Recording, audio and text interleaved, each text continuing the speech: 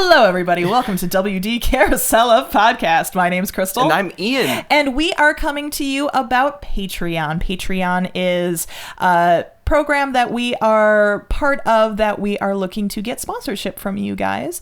And so here's a little bit about what we offer. Yeah, so we are going to offer just one level for Patreon, and it is you will become a pass holder, and that gives you access to a couple of things. The first thing you get is early bird access to all of our episodes. So as soon as I get an episode done, as soon as we shoot it and I upload it, you will have access to it at that very moment, and it'll be delivered to you through the Patreon app, or you can use our other new feature, which is the new CoPass app, which will be sent to you how to get access to that once you sign up. And it will give you an index of all of our episodes going way back, searchable, everything is there, and you get a place to add new topics to converse with us about that we can potentially go over in the future, and stuff like that. And so we're really excited about it as a concept. Yeah, you can favorite your favorite episodes so you can listen to, or for the ones that you're planning on going to Disney, go ahead and save those. That way you know what to do when you're getting there. But this is all for just $5, and $5 it gives you the monthly, I'm gonna say, pass holder level. And so just check it out. We're looking forward to giving you this information and this early content. All right, now with the show. Thanks, everybody.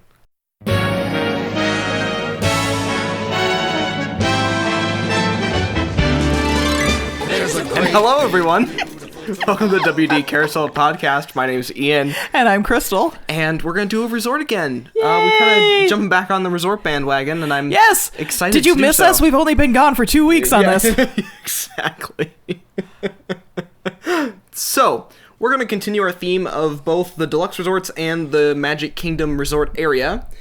And correct, because there are only Deluxe resorts in the Magic King area. This is true, so either way, it's a thing. Well, anyway, two birds, one stone. Exactly.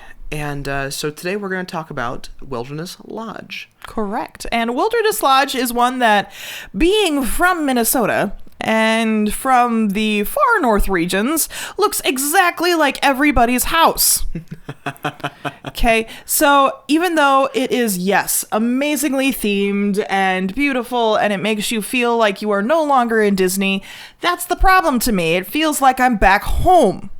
And I would disagree a little bit because it's very Pacific Northwest, and so when I went to Yellowstone, it reminded me more of that than home. But your point is definitely taken. Yes. One great thing about this, though, is this is one of the few resorts where you will never see a palm tree. That's true. They have made sure and taken pains to only have plants that make sense to the theming of the resort in the area. Yeah. So you will not see anything that looks like it should belong in the South. Correct.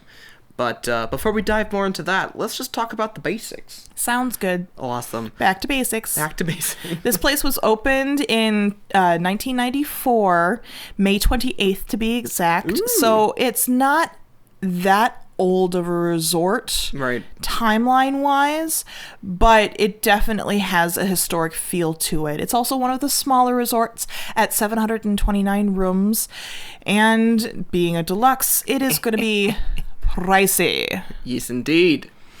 So you can go roughly, I think right now we were seeing around $340 on the lower end. At the low end. Yeah, and then easily can go in excess of $1,500 a night. Yeah, you're talking about the lakeside villas there. Yes, and the honeymoon suite, and the Yosemite suite, and the Yellowstone suite. And all the suites, because they're so sweet. They're so sweet. They're so sweet. So, yeah, but definitely a very nice one. I've stayed there once with my family when I was very young. I don't remember a lot about it, except that I was very ill. So, but that was not in relation to that resort specifically. Correct. And I've only stopped by. I've never stayed there. I've done a couple things on the property for it, but it's not a place where I am going to travel all the way to Florida and be like, yeah, let's go to my cabin. And spend a lot of money to do so. Yes. Yeah. No, I definitely get where you're going there. And a mortgage payment a night. Stop. gives me vapors. If that's going to be the case, I want to try someplace that doesn't make me feel like home. So Animal Kingdom Lodge, the Poly, Contemporary, anything else. Contemporary. We're doing it. Anyway, sorry. We've talked about it. We're working it's on on it. the list. Working on it. But since it is modeled off of these really old classic state park resorts, you do get a lot of the feeling of the history in the place. Yeah, so it's modeled, the exterior or the main lobby area specifically is modeled directly after Old Faithful Inn at Yellowstone National Park, which I stayed at, but after we stayed at Wilderness, which was weird. It was kind of like a weird dream.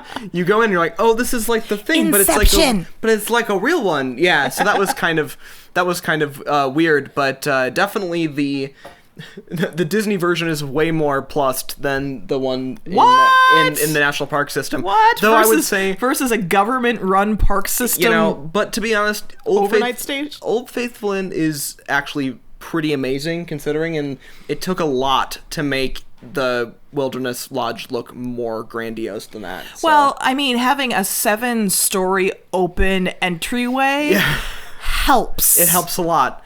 I think the other ones, even Animal Kingdom, they're only like 5 floors tall, 6 floors tall. So this one, I think, other than the Contemporary, is the tallest interior atrium area that they have. Yeah. Some fun lobby facts. I got some lobby facts. Ooh. Yeah. So there's big totem poles. I think there's like 4 of them. There are 2 of them. 2 of them. So there was half as many as I thought there were. But I think this next fact is correct. But let's talk about the totem poles real quick. So they are named the Eagle Totem Pole and the Raven Totem Pole. And you can tell the difference because of the animal at the very top. Yes. And there are mini totem poles, and those have like the Fab Five hiding on them. Love that. But we don't talk about those because they're itty bitty versus the big totem poles, which are 55 feet tall, which is actually really tall. That's really tall. Really tall. And the other big thing in the lobby that'll really kind of stand out is the giant fireplace. Mm-hmm. So it's this really massive fireplace to begin with, but jetting way up above it is this looks like strata rock going all the way up, like different stones like you'd see in, for example, the Grand Canyon, which is what it's kind of it's based off of the geological divisions between rock sediment layers of the Grand Canyon. Right, and that's 82 feet tall, which is, again, what? Anyway. And then when they have a Christmas tree, it is, I don't know how tall, but it's huge. It's huge. I didn't make a note of that. It's right in the middle, and it's huge. It's huge. And yes. You should see it if you're in Disney at Christmas. And as I recall, the last time I was there, which was 2012, we went to Whispering Canyon as a giant group, so we were there. Mm-hmm. We'll get there. And that had it had a water feature running through the middle of it. Mm-hmm. Paul used to have it, doesn't anymore. Yes, I can't confirm or deny if the Wilderness Lodge still has their bubbling water feature. It was like a little hot spring. Yeah, in the middle of it. It looked like a Yellowstone, little vent kind of in the middle of the thing, and then it would go out it would trickle under this little bridge and then would actually go through the wall of the building to an outside stream where eventually it connects air quotations to the pool, which then has a water feature that connects the pool to the lake. Right. Disney is very good about hiding how the water connects, and you can definitely tell it's not really connected. Sorry to spoil the magic. Right. But if one water is blue and one water's clear, you're going to notice the difference a little bit. Or in the case of Bay Lake, brown, it's a thing. So but on first glance, and if you're not like tracking it down, it's pretty convincing. Like it's pretty amazing in there, but Disney does an amazing job with this Imagineering. Yes, absolutely. But they've never not done an amazing job with the Imagineering, especially regarding the hotels. Right. I mean, this is someplace that they really want to show off and stretch their muscles. So it's a great area. It's pretty recent in the world of Disney resorts. So they definitely went all in. 94. 94 is pretty recent. It's the youngest of the Magic Kingdom resorts. Area. Yep, absolutely. So let's talk about placement. As we were saying, the Magic Kingdom resort area. Mm-hmm. It's actually, and I didn't know this, I knew it when I was really young, but I didn't realize to what proximity. It's extremely close to Fort Wilderness, which even by its name makes a lot of sense. But the crazy thing is, there is actually a walking path between the two, and it's less than a mile long. It's actually, last I heard, it was closed due to construction.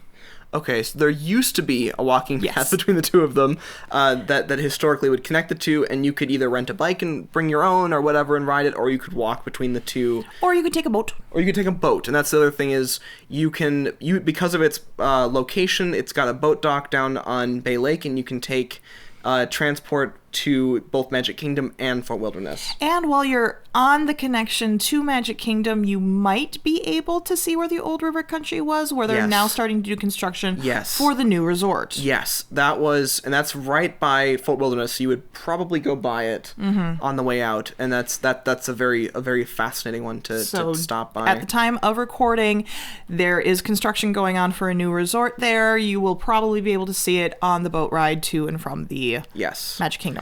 Yes, and interestingly, it is a AAA 4-diamond resort, like the Victoria and Albert's is rated as a AAA 4-diamond restaurant. It is the same rating system, and it is 4-diamond. I didn't know that. They are not all rated that way, but Wilderness Lodge is. So something to be aware of that I was not aware of at all. But continuing on the theme, throughout, there's lots of natural artifacts and things throughout, and you get, like you mentioned, the trees are all correct to the Pacific Northwest. Lots of pines, lots of, I think they have some oaks in there and that sort of thing. They do also focus really heavily on frontier culture, Native American culture. They even get into, because it's the Pacific Northwest, you get a little bit of the indigenous, I don't know the proper term for Eskimos, but Inuit. You get, there you go. But they have that feeling there as well. Yes. And so they do a decent job of representation there and not making it cartoony Indian as Disney has made in the past, in animation. Yes. And so they're being a lot more true to the culture. And it makes sense because it ties in with the frontier culture of Fort Wilderness Campground. So they share that. It's a pretty striking resemblance between the two. The lodge feels very upscale and opulent and frontier, and then you've got... That's how I go camping. Yes. And you go to Fort Wilderness and it's much more rugged. Anyway. But we're going to do that one in another episode, so we should stop talking about Fort Wilderness. But and they focus are on the resort. Thematically connected. Correct. So... we can talk about a little bit about dining. We can. A lot of options. We can. We will say that, like some of the other deluxe resorts that we've talked about, there is a club level, a concierge level in this resort as well, which has some additional amenities included in your overnight stay. Things like drinks, food, that sort of thing. So a personal planner. There's stuff. If you're interested, check it out. But there are actually, I think, 5... And I'm going to triple check with my notes here. 5 different eating establishments. Cross-checking, yeah. Because we have Whispering Canyon, Territory Lounge, Artist Point, Roaring Fork, and Geyser Point. Yep. Okay. Yeah. So going over them in a way that makes sense to me, we enter into the lobby.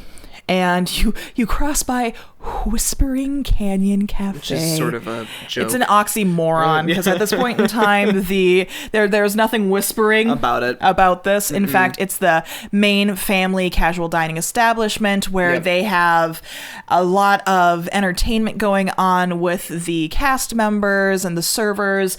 Make games. They're very informal about it. They give kids ponies to go galloping around with. They have this little hanky twirling dance that they do. Of course. And there used to be a gimmick with the ketchup.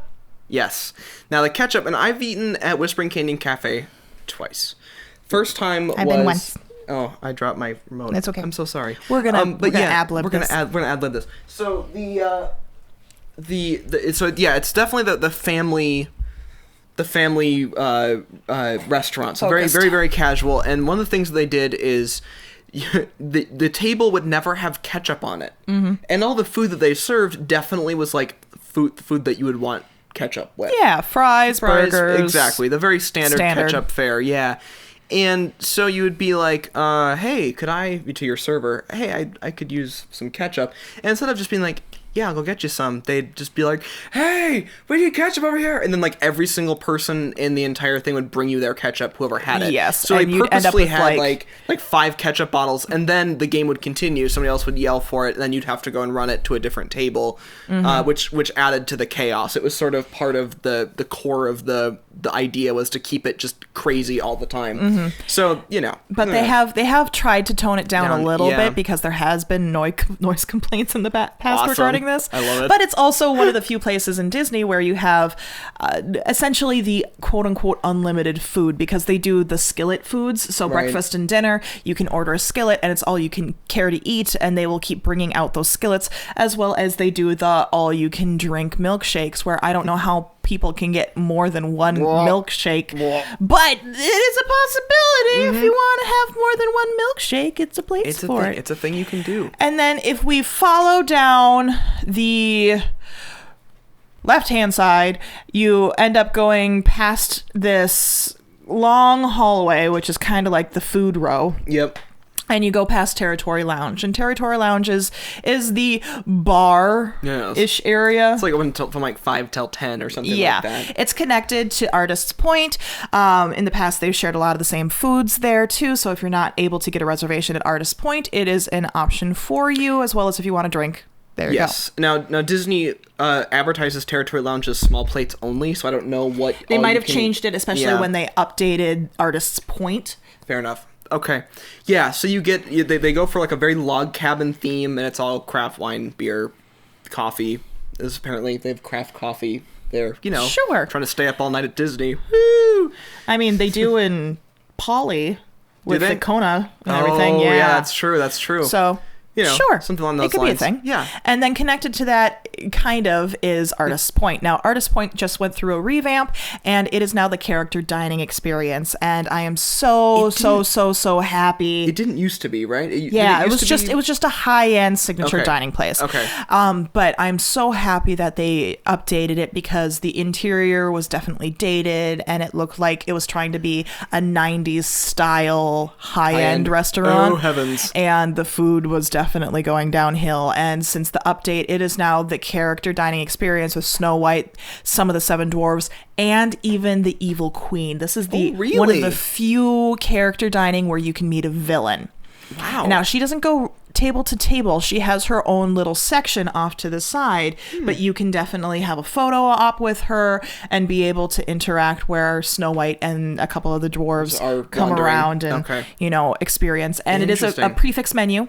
So you get to choose, you get one price, and you get to choose a couple different options. But every review that I've heard says the food is amazing and the presentation is beautiful, and it's very highly themed to Snow White. And like they even they bring out the dessert in the Huntsman's heart box with like this fog coming out of it, this dry ice fog coming out of it. Wow. It looks amazing. And the food, I guess, is a really high caliber too, especially for a character dining. Yeah, that's usually not what you go there for. So it's definitely one where if you're able to score a reservation and you're going to be around that area or willing to trek out to it, I definitely would recommend it. Very good. I did not know that. Yeah.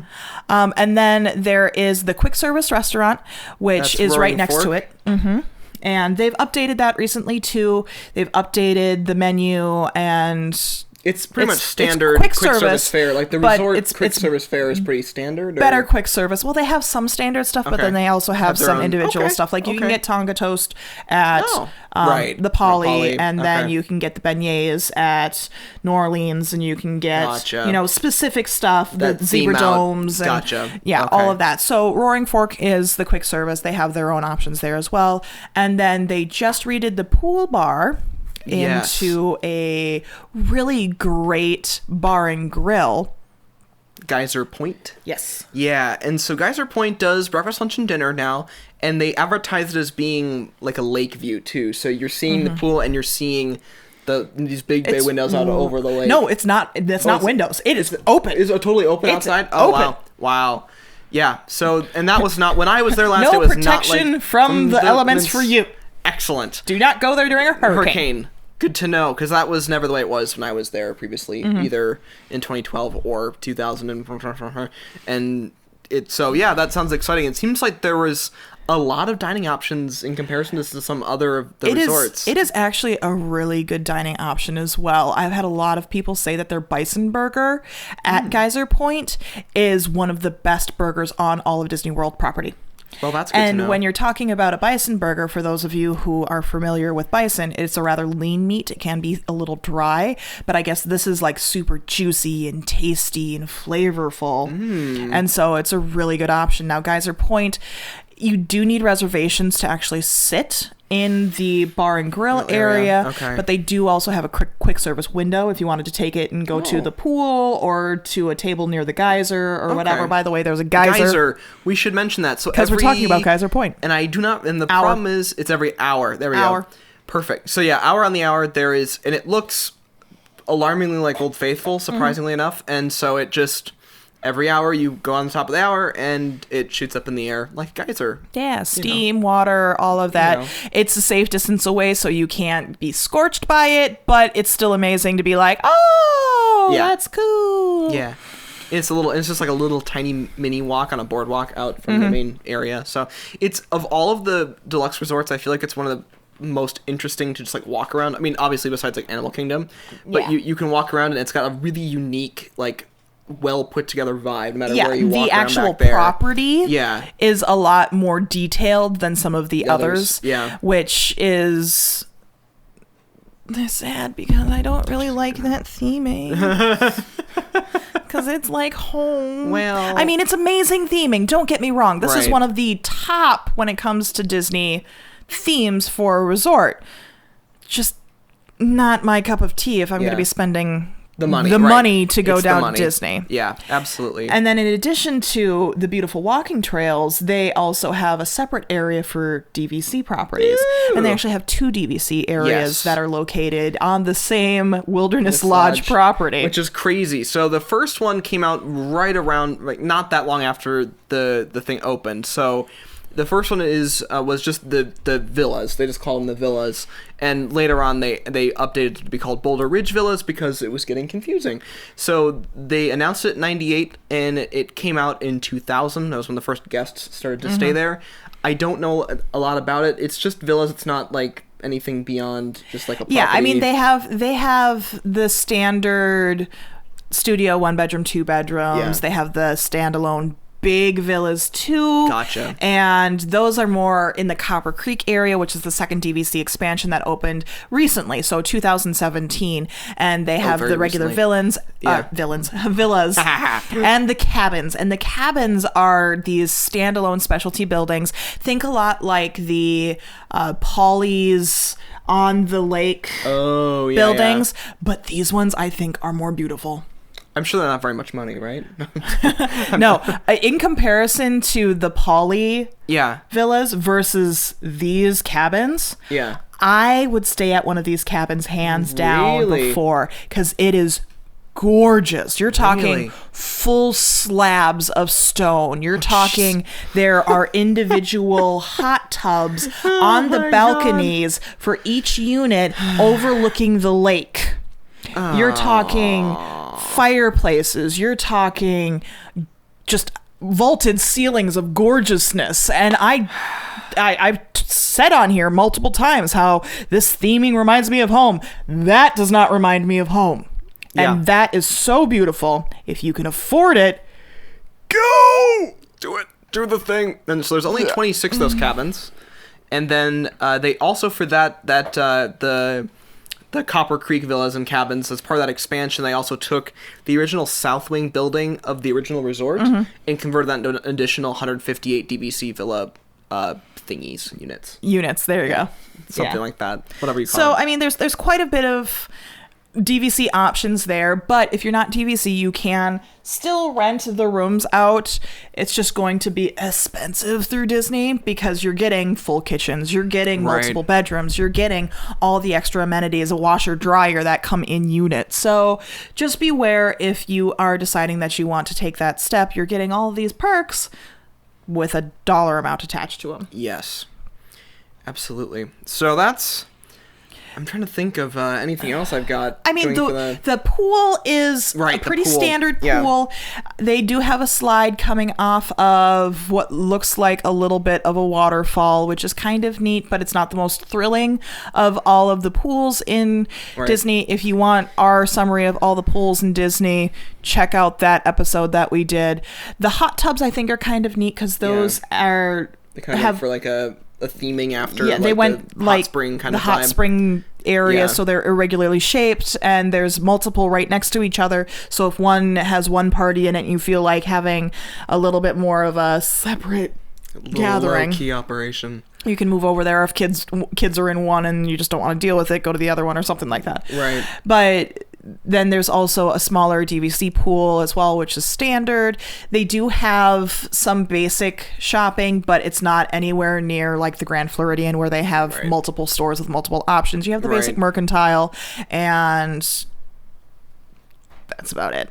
Yeah. I think they have a spa. Yes, they do have a spa, and they've got like, if you want to like drop your kids off and like go for it in the town, they have a thing for that, and it's kind of well known. The spa, and definitely I remember when I stayed there, the one time I actually stayed there, I remember, because first of all, it was a cold trip. We were there, it was like, it never got above like 70 that whole time we were there. It was weird. It was a weird Florida trip because it was just like cold.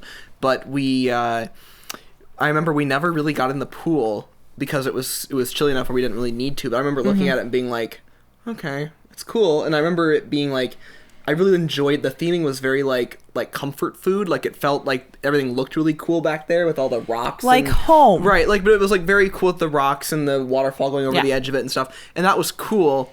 But I never was like, I need to get in that pool. Like that never really crossed my mind. I do also know that they have 2 different hidden Mickey hunts. They have one for the Copper Creek side, one for the Boulder Ridge side. And so if you aren't familiar what they've done with the property, essentially Wilderness Lodge, they've taken one side is Copper Creek, down the middle of the lodge, and then the other side is Boulder Ridge. So if you go for the hidden Mickey hunt, you kind of have one side or the other side. To look for things. But they're kind of fun. Yeah, and this is a little fun nerd thing, is on, I believe it's the Copper Creek side, I could be wrong, they have a Carrollwood Railway room.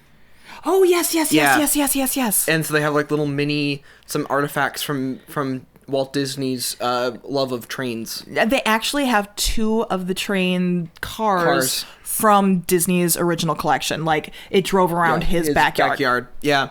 So that's kind of neat. So that's a little like sitting, it's like a little like kind of low-key sitting area, but those are like in a like case and stuff. So yeah, that's just something Walt actually touched. On a Walt nerd note and a train nerd note. Those are both interesting things in that side of the thing. So yeah, so it's an interesting resort for sure, and it has a lot of different stuff going on, especially in dining, and the options for DVC are very interesting with their unique theming. So anyway, that's, if you're interested in that sort of thing, definitely check it out. If you want an amazing character dining experience, go ahead and check it out. Yep. If you want to see a geyser, go ahead and check it out. And it's all easily accessible near the Magic Kingdom, so that gives you a lot of choices for stuff like that. If you want to check out the burger at Geyser, yeah, exactly, at Geyser Cafe, you can just hop a boat over from the Magic Kingdom and then head back to the park when you're done. Might be a nice little kind of reprieve from the hustle and bustle of the park. So yes, because park burgers are not nearly as good as this is true. So anyway, that is Disney's Fort Wilderness Lodge, and we're gonna... And you can take buses, don't worry. You can always take buses anywhere else. It's not just the one place you can go with a boat. Yep, absolutely. It's not connected to the monorail, though. Right. Yes. But you can see it from the monorail. See it from the monorail. This has been WD Carousel of Podcast. And my name's Crystal. And I'm Ian. And I hope you have an understanding of why we're so weird, and have a great, big, beautiful tomorrow. Bye, everybody. Beautiful tomorrow. Just a dream